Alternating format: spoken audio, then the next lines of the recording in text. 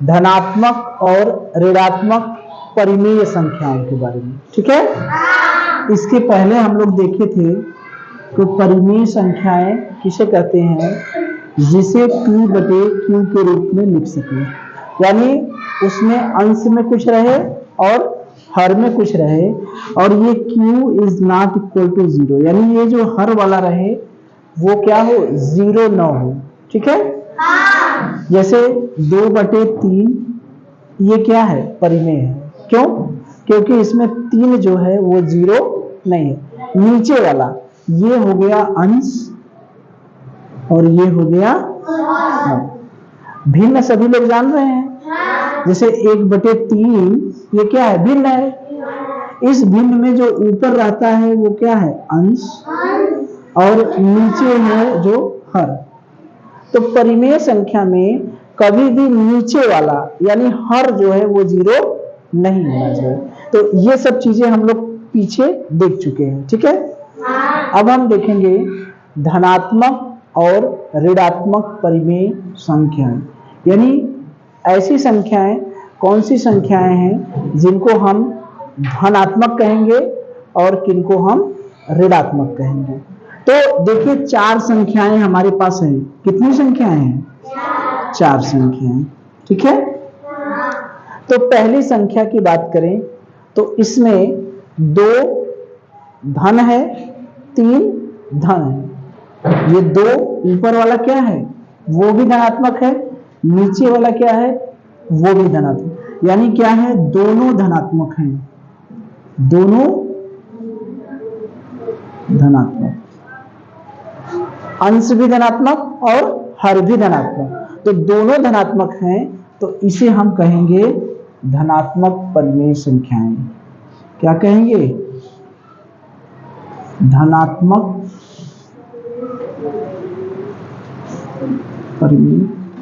परिमेय संख्या, यानी धनात्मक, दोनों धन, अंश भी धन और हर भी धन। जब दोनों धन होगा तो वो क्या कहलाएंगे, धनात्मक परिमेय संख्या।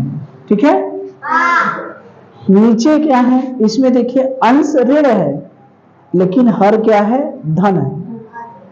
ऊपर ऋण है और नीचे क्या है, धन है। तो एक धन है और एक ऋण है। ठीक है, एक धन है और एक ऋण है। तो कहीं भी ऋण दिखाई दे, कहीं भी ऋण दिखाई दे, तो एक अगर ऋण है, एक धनात्मक, एक ऋणात्मक। ठीक है, तो इसको हम कहेंगे ऋणात्मक।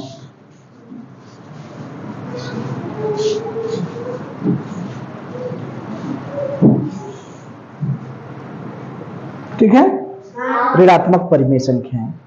तो इसमें देखिए अंश धन नहीं है, और अंश तो धन है लेकिन हर वाला क्या है, ऋण है। एक ठो ऋण है ना, तो इसे धनात्मक कहेंगे कि ऋणात्मक, क्या कहेंगे, ऋणात्मक। ऋणात्मक परिमेय संख्याएं। ठीक है, इसमें क्या है, दोनों ऋण है, अंश वाला भी ऋण है और हर वाला भी ऋण है। तो हम लोग जानते हैं कि ऋण में ऋण का भाग देते हैं तो क्या आता है, धन। ऋण में जैसे पीछे भी हम लोग पढ़े हैं कि दोनों एक चाले रहेंगे। एक चाले का मतलब एक जैसे, जैसे जो हमेशा एक जैसा रहेगा वो क्या रहेगा, धनी रहेगा। एक जैसा जो रहेगा वो क्या क्या बनेगा, धनी। और जो कभी धनी रहेगा, कभी गरीब रहेगा, तो वो क्या होगा, ऋणी रहेगा। तो एक जैसा रहेगा तो क्या होगा, एक जैसे रहेंगे तो क्या होंगे, धनी, यानी धन होंगे। तो ये दोनों एक जैसे हैं, ऊपर भी ऋण है नीचे भी ऋण है, तो दोनों मिलके क्या बन जाएंगे, धन बन जाएंगे। ठीक है, तो इसको हम ऐसे भी लिख सकते हैं, ऋण में ऋण का भाग देंगे तो क्या आएगा, धन आएगा। तो ये क्या हुआ, धनात्मक हुआ कि ऋणात्मक, क्या हुआ, धनात्मक।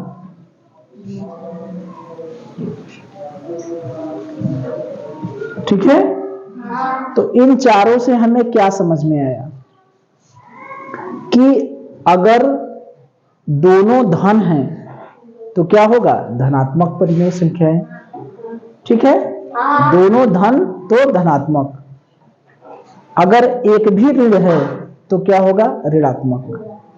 एक भी ऋण है, चाहे वो अंश वाला ऋण हो चाहे हर वाला ऋण हो, दोनों में से एक भी ऋण होगा तो क्या कहलाएगा, ऋणात्मक। ठीक है, अगर दोनों ऋण है तो क्या कहलाएगा, धनात्मक। दोनों ऋण है तो क्या कहलाएगा, धनात्मक। क्योंकि दोनों ऋण है तो वो दोनों ऋण मिलके क्या बन जाएंगे, धन। ऋण में ऋण का भाग देंगे तब भी धन आएगा, या ऋण में ऋण का गुणा करेंगे तब भी क्या होता है, धन।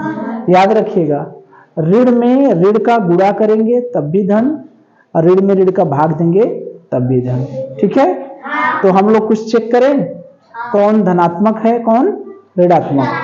ठीक है, बता देंगे बस केवल। ठीक है, तो देखिए अभी हमने ये सीखा कि अगर दोनों या तो धन है या ऋण है, अगर दोनों का मतलब क्या, अंश और हर। अगर दोनों या तो धनात्मक है या तो ऋणात्मक है, यानी दोनों धन है या तो दोनों ऋण है, तो उसे हम लोग क्या कहेंगे, ऋणात्मक परिमेय संख्याएं। यही ना सीखे, दोनों धन रहेगा या दोनों ऋण रहेगा तो उसे हम लोग क्या कहेंगे, धनात्मक या ऋणात्मक परिमेय संख्या ना। अगर दोनों में से एक भी ऋण हो गया, एक भी ऋण, ठीक है, चाहे अंश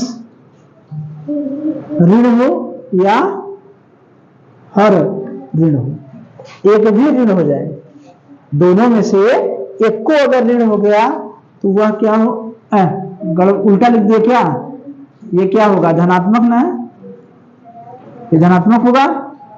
ठीक है, तो दोनों में से एक भी अगर ऋण हो गया तो उसे हम क्या कहेंगे, ऋणात्मक परिमेय संख्या। ठीक है, अब हम संख्या लिख रहे हैं, आपको बताना होगा कि वो धनात्मक होगी कि ऋणात्मक। ठीक है, लिखें 3/7।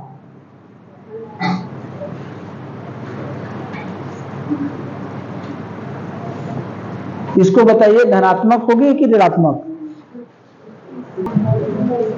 यदि दोनों धनात्मक है, यहां पर अंश भी धन है और ऋण भी धन है, तो ये बताओ धनात्मक होगी कि ऋणात्मक, क्या होगा, धनात्मक। दोनों धनात्मक हैं तो क्या होगा, धनात्मक, ये ना होगा। अगर हम दोनों ऋणात्मक है, दोनों ऋण है, तो ये कौन कैसी संख्याएं होंगी, धनात्मक की ऋणात्मक, क्या होगी, धनात्मक।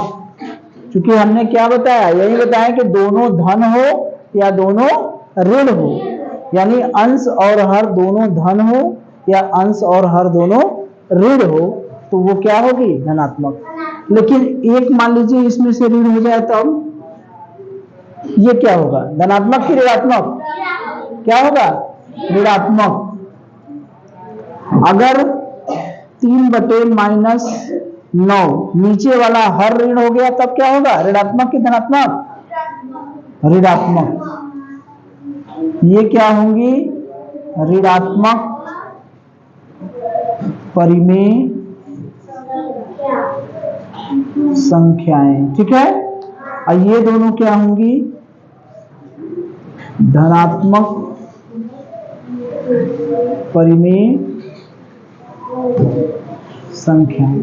ठीक है, तो ये बताइए धनात्मक और ऋणात्मक छांटना होगा तो छांट लेंगे, कैसे पता चलेगा, दोनों अगर धन है या दोनों ऋण है तो वो दोनों क्या होगी, धनात्मक परिमेय संख्याएं। ठीक है, अगर एक भी ऋण होगा, चाहे अंश ऋण हो चाहे हर ऋण हो, अगर एक भी ऋण हो गया तो वो दोनों क्या कहलाएंगी, ऋणात्मक परिमेय संख्याएं। ठीक है, चलिए